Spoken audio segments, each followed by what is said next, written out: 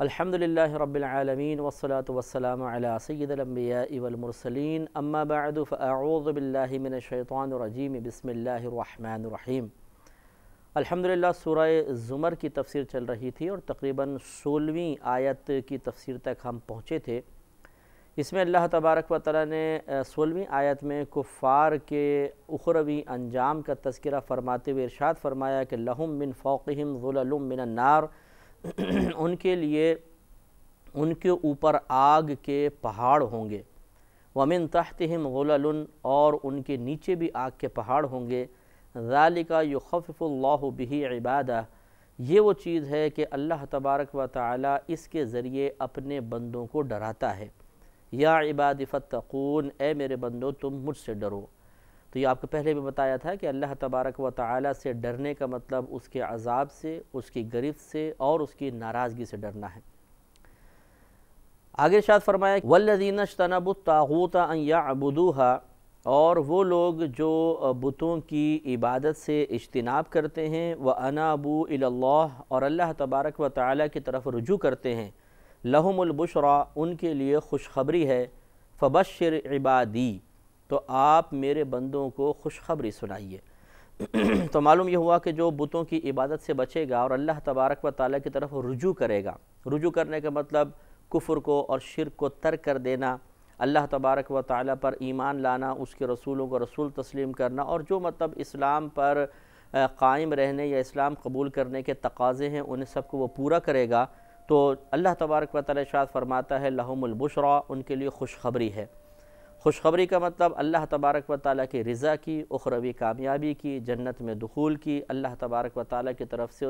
اس کی انعامات کی ان کو بشارت دی جائے گی۔ فبشر عبادی، تو اے حبیب کریم صلی اللہ علیہ وسلم میرے بندوں کو خوشخبری سناؤ۔ اس سے معلوم یہ ہوا کہ خوشخبری کا بیان بھی ہونا چاہیے، اللہ تعالیٰ کی رحمت کا بیان ہونا چاہیے، تاکہ لوگوں کے دل میں ترغیب پیدا ہو، رغبت حاصل کریں اور نیک اعمال کی طرف متوجہ ہوتے چلے جائیں۔ الذین یستمعون القول، وہ لوگ جو کان لگا کر غور سے بات کو سنتے ہیں، فیتبعون احسنہ، پھر وہ اس میں سے ان باتوں میں سے سب سے بہتر کی اتباع کرتے ہیں، پیروی کرتے ہیں۔ اولئک الذین ہداہم اللہ، یہ وہ لوگ ہیں کہ ہدایت دی انہیں اللہ تبارک و تعالی نے، واولئک ہم اولو الالباب، اور یہ ہی لوگ عقل والے ہیں۔ یہ آیات اصل میں نازل ہوئیں کہ جب سیدنا صدیق اکبر رضی اللہ تعالی عنہ ایمان لانے کی سعادت سے مشرف ہوئے، تو آپ کے پاس حضرت عثمان، عبد الرحمن بن عوف، طلحہ، زبیر، سعد بن ابی وقاص اور حضرت سعید بن زید، یہ تمام صحابہ آپ کے پاس آئے۔ اس وقت وہ ایمان نہیں لائے تھے، اور آ کے پوچھا کہ ہم آپ میں کچھ تبدیلی سنتے ہیں، تو آپ نے بتایا کہ ہاں میں نے اللہ تبارک و تعالیٰ پر ایمان لانے کی سعادت حاصل کی ہے۔ اور پھر آپ نے جب گفتگو شروع فرمائی تو ان تمام نے غور سے اس کو سنا، اور سننے کے بعد پھر اس بات کو اختیار کر لیا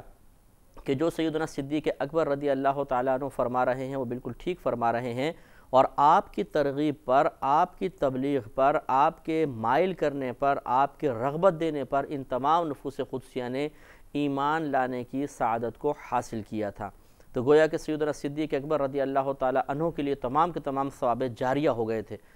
تو اس لیے یہ بہتر ہوتا ہے، اس آیت سے بھی معلوم ہوا کہ ایک تو جب کوئی ہمیں نصیحت کرتا ہے، کوئی ہمیں بات کہتا ہے، اور وہ کہنے والا ایک اچھی بات کہنے والا ہے، معظم دینی ہے، تو ہمیں غور سے اس کی بات کو سننا چاہیے،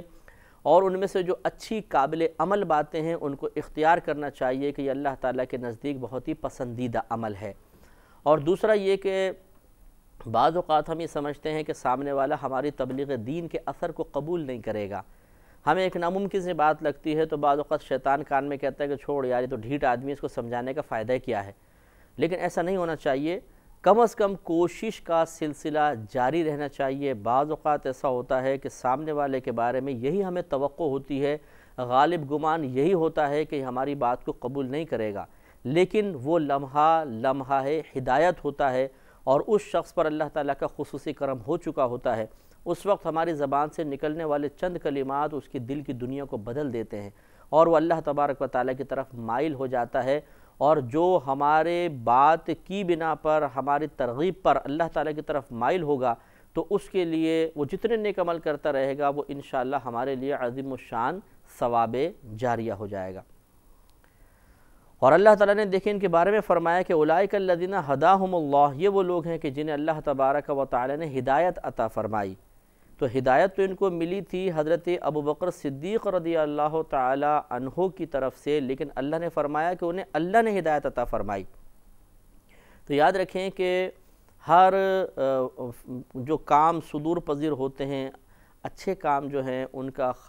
اچھے کام ہو چاہے برے کام بھی ہوتے ہیں، وہ ہمارے شامت اعمال علیحدہ ہے، لیکن ان کا خالق اللہ تبارک و تعالی ہے، اور اچھے کاموں کو اللہ کی طرف ہی منسوب کرنا چاہیے کیونکہ فاعل حقیقی وہی ہے۔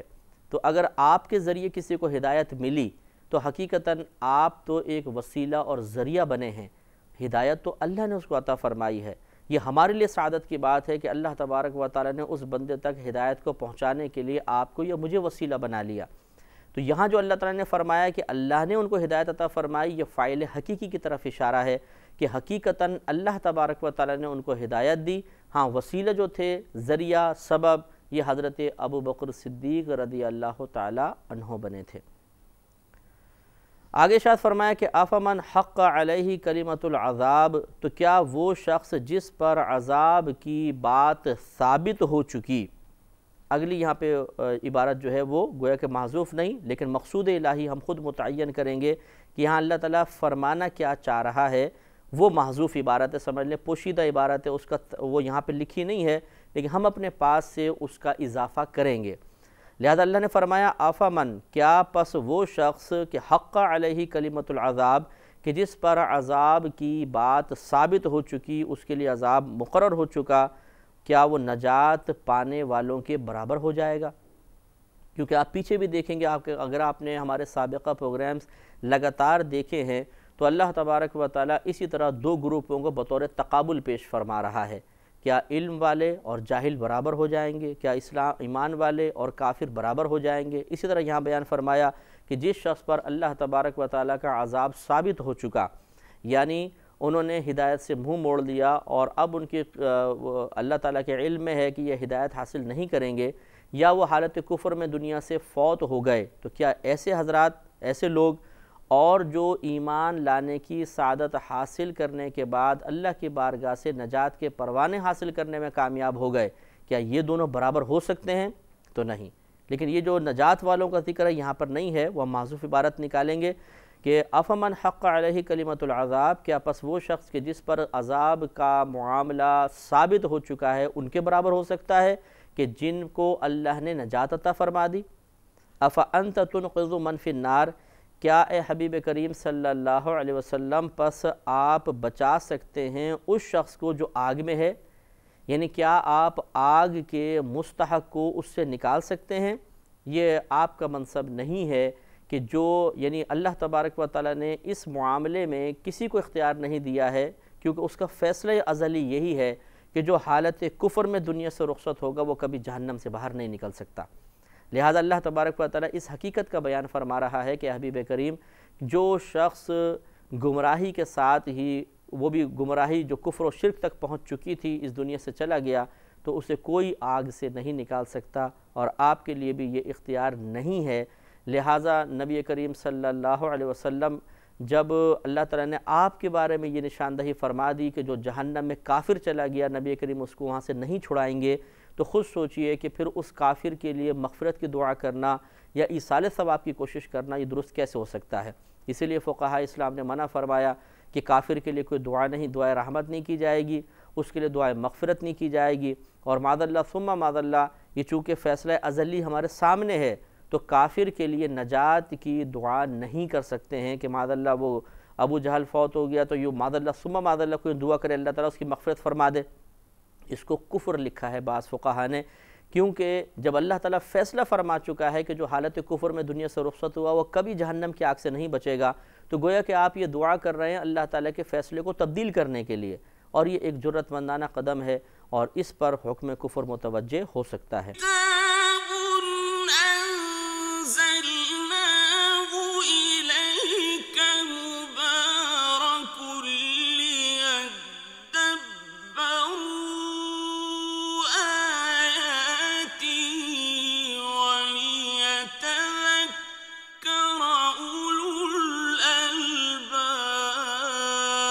لیکن الذین اتقوا ربہم، لیکن وہ جو اپنے رب سے ڈرتے ہیں، لہم غرف من فوقہا غرف مبنیۃ، ان کے لیے ایسے بالا خانے ہیں کہ ان پر بالا خانے بنے ہوئے ہیں، یعنی منزل بمنزل، جیسے ہمارے ہاں بلڈنگ ہوتی ہے، ایک منزل، دوسری منزل، تیسری منزل، تو اللہ تعالیٰ نے ارشاد فرمایا کہ جو اللہ تبارک و تعالیٰ سے دنیا میں ڈرتا رہے، یعنی اس کے عذاب سے ڈرے، جہنم کی وعیدوں سے ڈرے، اللہ تعالیٰ کی گرفت سے ڈرے، عذاب قبر سے خوف زدہ رہے، تو اللہ تبارک و تعالیٰ اس کو جنت میں داخلے کی سعادت عطا فرمائے گا، اور اسے مطلب منزل بمنزل جنت دی جائے گی کہ ایک بالا خانہ، پھر اس کے اوپر، پھر اس کے اوپر، پھر اس کے اوپر، اب وہ کتنی زیادہ منازل ہوں گی اللہ ہی بہتر جانتا ہے۔ لیکن یہاں پر یہ وضاحت ضروری ہے کہ اللہ سے ڈرنے کا مطلب ہرگز ایک وقتی کیفیت نہیں ہے کہ مثلا اللہ کے عذاب کا تذکرہ ہو تو ہم نے ایک جھرجھری سی لی، یا تھوڑے سے آنسو نکل آئے، یا ایک دم خوف سا محسوس ہوا دل کے اندر گرفت کا، اور پھر ہم کیفیت ختم ہو گئی۔ پہلے بھی گناہ کر رہے تھے، اس کیفیت کے بعد پھر گناہوں میں مشغول ہو گئے، اور جب کوئی ہمیں سمجھائے کہ یار آپ یہ گناہ مت کریں، یہ بری چیزیں، تو کہا جائے کہ نہیں مجھے اللہ کا بڑا خوف ہے، میں جب عذاب کی آیتیں سنتا ہوں ایک دم جھرجھری طاری ہو جاتی ہے، پسینے نکلنے شروع ہو جاتے ہیں، میرے آنسو بہنے شروع ہو جاتے ہیں۔ یہ کوئی کمال نہیں ہے۔ اللہ تعالیٰ کا خوف ایک وقتی کیفیت کا نام نہیں ہے، بلکہ مراد یہ ہے کہ اللہ کے خوف کا اثر ظاہر ہونا چاہیے۔ تو جن پر اللہ کے خوف کا اثر، علامات، نشانیاں ظاہر ہوں گے، انہیں اللہ تعالیٰ یہ انعام عطا فرمائے گا۔ اور وہ کون لوگ ہیں کہ جب خوف خدا غالب ہوتا ہے تو آدمی اللہ تعالیٰ کی فرض اور واجب کردہ عبادات کو ان کی مکمل شرائط کے ساتھ ادا کرتا ہے، جتنے اس کے معاملات ہیں، چاہے خرید و فروخت، نکاح وغیرہ کے معاملات، انہیں بالکل شریعت کے تابع کر لیتا ہے، ہر قسم کے صغیرہ کبیرہ ظاہری باطنی گناہ سے اپنے آپ کو بچانے کی کوشش کرتا ہے، اور اگر بتقاضائے بشریت اس سے خطا سرزد ہو جائے تو توبہ کرنے میں دیر نہیں کرتا ہے۔ یہ اللہ کے خوف کی علامات ہیں، ان لوگوں کے لیے انعام ہیں۔ اس خوش فہمی میں مبتلا ہونا کہ ایک وقتی کیفیت کی بنا پر میں بھی ان لوگوں کی فہرست میں داخل ہو گیا ہوں، اور اب چاہے کتنے فراڈ کرتا رہا ہوں، کتنے ہی میں گناہ کرتا رہا ہوں، کتنی نمازیں قضا کرتا رہا ہوں، کتنی دل آزاریاں کرتا رہا ہوں، کتنے ہی لوگوں کی زوال عزت کا سبب بنتا رہا ہوں، اللہ تعالیٰ ضرور مجھے جنت عطا فرما دے گا، تو یہ صرف ایک خوش فہمی ہے، ایک ایسا خواب ہے کہ جس کی تعبیر کبھی وہ زندگی میں نہیں دیکھ سکتا ہے۔ تجری من تحتها الانہار، ان کے نیچے نہریں بہتی ہیں، یعنی ایسی اللہ نے منازل بنائی ہیں اس کے لیے کہ ان کے نیچے نہریں جاری ہوں گی۔ وعد اللہ، اللہ تبارک و تعالیٰ کا وعدہ، یعنی یہ اللہ کا وعدہ ہے، لا یخلف اللہ المیعاد، اور اللہ تبارک و تعالیٰ اپنے وعدے کے خلاف نہیں کرتا ہے، اس کا وعدہ ہے۔ کفار کو عذاب ہوگا اور مومنین داخل جنت ہو کے اللہ کی بارگاہ سے نعمتوں کو حاصل کریں گے، اور اللہ تعالیٰ اپنے وعدے کے خلاف نہیں کرتا ہے۔ الم ترى ان اللہ انزل من السماء ماء، کیا آپ نے نہیں دیکھا کہ بے شک اللہ تبارک و تعالیٰ نے نازل کیا آسمان سے پانی کو۔ اب میں نے آپ کو پہلے بھی بارہا بتایا، بلاغت کا اصول ہے کہ بعض اوقات مخاطب ایک رکھا جاتا ہے، واحد مذکر حاضر کا صیغہ ہوتا ہے، لیکن خطاب عام ہوتا ہے، خطاب عام، لہذا یہاں نبی کریم صلی اللہ علیہ وسلم سے فقط خطاب نہیں ہے بلکہ مراد ہے ہر سننے والے۔ تو اللہ نے فرمایا الم ترى، اے ہر سننے والے کیا تو نے نہیں دیکھا، ان اللہ انزل من السماء ماء، کہ بے شک اللہ تبارک و تعالیٰ نے نازل فرمایا آسمان سے پانی کو، فسلکہ ینابیع فی الارض، پھر اس سے زمین میں چشمے بہا دیے، پانی گرا پھر اس سے چشمے بن جاتے ہیں، مختلف مقامات پہ پہنچتے ہیں، ثم یخرج بہ زرعا، پھر اس کے ذریعے، پانی کے ذریعے اللہ تبارک و تعالیٰ کھیتیاں نکالتا ہے، مختلفاً الوانہ، ایسی کھیتیاں کہ جن کے رنگ مختلف ہوتے ہیں، ثم یہیج، پھر وہ کھیتی سوکھ جاتی ہے، فتراہ مصفرا، تو اسے پیلے رنگ کا دیکھے گا، جیسے گندم آپ دیکھیں جب اگاتے ہیں نکلتی ہیں تو گرین کلر کی ہوتی ہے، پھر جب وہ پک جاتی ہے مطلب مکمل ہو جاتی ہے تو پھر اس کی نشو و نما رک جاتی ہے، پھر جب مسلسل دھوپ پڑتی رہتی ہے تو پیلے پن، ہرے پن سے آہستہ آہستہ پیلے پن میں تبدیل ہو جاتی ہے، اور بالکل پیلی۔ اسی طرح آپ کسی بھی فصل کو دیکھ لیجئے، اگر اس کو مستقل دھوپ میں رکھا جائے تو کچھ عرصے بعد وہ پیلی پڑ جاتی ہے اور اس میں پکا پن آ جاتا ہے۔ تو اللہ نے فرمایا فَطَرَاهُ مُصْفَرًا، تو اسے دیکھے گا کہ وہ زرد پڑ گئی ہے، ثُمَّ يَجْعَلُهُ حُطَامًا، پھر وہ اللہ تعالیٰ اسے ریزہ ریزہ فرما دیتا ہے۔ یعنی اب اگر آپ اس گندم کو پکڑ کے اس طرح ہاتھ میں اس طرح رگڑیں تو جو جتنے اس کے پتے ہوتے ہیں سب ریزہ ریزہ ہو جاتے ہیں۔ تو یہ اللہ تبارک و تعالیٰ کی عظیم قدرت ہے کہ پہلے ایک چیز گرین کلر کی ہوتی ہے، اسے آپ مسلیں گے وہ نہیں ختم نہیں ہوگی،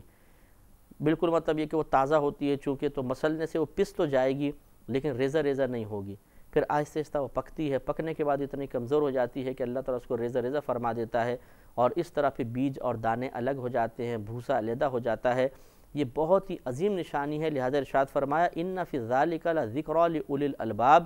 بے شک اس میں نصیحت کی بات ہے، توجہ کا ایک ذکر ہے عقل مندوں کے لیے۔ یعنی عقل مندوں کو چاہیے کہ اس قسم کی باتیں سننے کے بعد یا ان امور کو دیکھنے کے بعد غور و تفکر کریں اور اپنے دل میں اللہ تبارک و تعالیٰ کی عظمت کو بڑھائیں کہ وہ کیسی عظیم ذات ہے کہ زمین میں ایک چھوٹا سا بیج آپ لگاتے ہیں، وہ بیج اپنی کمزوری کے باوجود زمین کو یعنی پودا نکلتا ہے، کمزوری کے باوجود زمین کو پھاڑتا ہوا باہر نکل جاتا ہے، اور پھر وہ اس میں سے بالیاں لگتی ہیں، اس میں دانے اگتے ہیں، پھر وہ خشک ہوتی ہے، تم اس کو باہر نکال لیتے ہو، اس کو کھاتے ہو، پیتے ہو، خود کھاتے ہو، جانوروں کو کھلاتے ہو۔ تو اس سے معلوم یہ ہوا کہ اللہ تبارک و تعالیٰ بڑی عظیم قدرت والا ہے، اور اس نے کائنات میں ایک آٹومیٹک نظام بنایا ہوا ہے کہ زمین سے اس ٹائم تک کھیتی نکلے گی، یا پہلے بیج ہے اس ٹائم سے اس ٹائم تک بیج کی حالت میں رہے گا، پھر پودا نکلے گا، پھر اتنے عرصے میں جوان ہوگا، پھر اتنے عرصے میں خشک ہوگا، پھر وہ ہمارے قابل ہو جاتا ہے۔ تو یقینی سی بات ہے کہ یہ ایک وسیع منصوبہ بندی کے بغیر تو نہیں ہے، اتفاقی طور پہ ایسا پرفیکٹ نظام کیسے ہو سکتا ہے؟ لہذا معلوم ہوا کہ اللہ تبارک و تعالیٰ اس نظام کو چلا رہا ہے، ہمیں اسی پر ایمان لانا چاہیے۔ اللہ تبارک و تعالیٰ ہمیں ان باتوں کو سمجھنے اور انہیں ذہن میں محفوظ رکھنے کی توفیق عطا فرمائے۔ وآخر دعوانا ان الحمد للہ رب العالمین۔